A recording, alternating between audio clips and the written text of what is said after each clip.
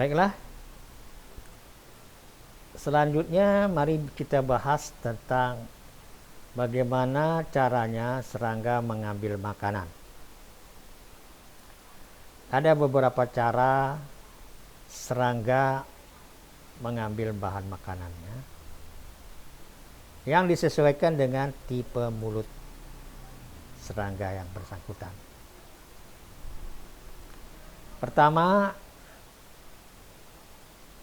dengan cara mengunyah bagian luar tanaman, misalnya daun, ranting, batang, dan buah. Serangga ini disebut serangga pengunyah. Contohnya belalang kembara, Locusta migratoria manilensis. Kenapa demikian? Kenapa kita sebut dia serangga pengunyah? Karena tipe mulut dari serangga yang mengunyah, tipe mengunyah. Bagian tanaman akan dikunyah, langsung ditelan masuk ke lambungnya. Inilah dia cara belalang mendapatkan bahan makanannya. Yang kedua, dengan cara menusuk dan menghisap cairan makanan dari dalam sel tanaman tersebut. Jadi serangga akan menyusupkan bagian mulutnya ke dalam bagian tanaman, masuk sampai ke dalam sel, lalu menghisap isi sel. Nah, serangga yang demikian kita sebut serangga penusuk dan penghisap hama, contohnya hama wereng. Kemudian dengan cara memakan bagian dalam jaringan tanaman,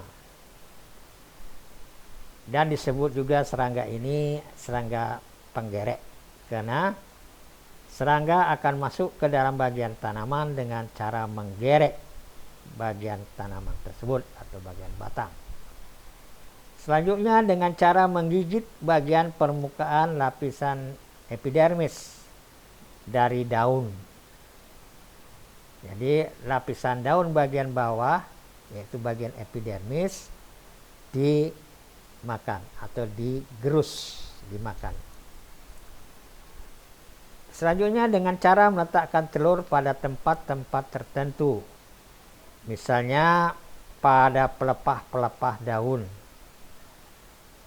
seperti yang terjadi pada padi yang terserang oleh wereng coklat.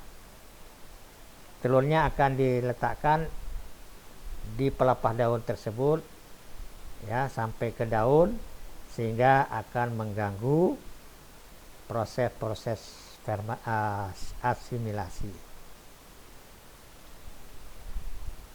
Nah, kemudian setelah kita mengetahui cara-caranya, maka kita coba lihat gejalanya.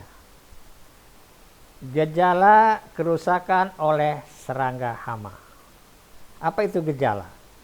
Gejala adalah kelainan yang terlihat pada bagian luar tanaman karena adanya serangan hama atau penyakit. Itulah yang gejala, atau kita sebut dengan istilah simptom.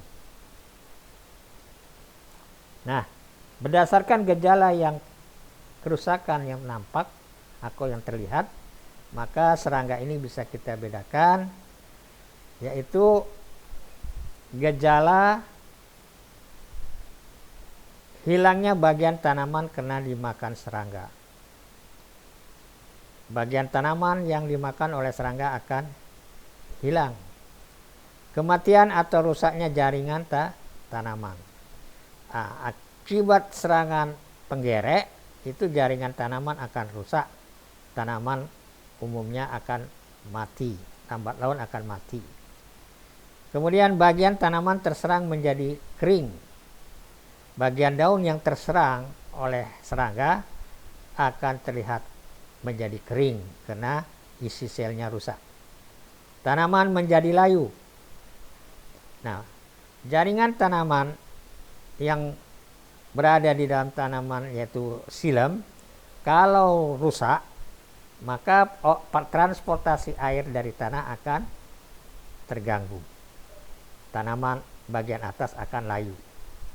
Kemudian terlihat adanya gerekan pada bagian tanaman.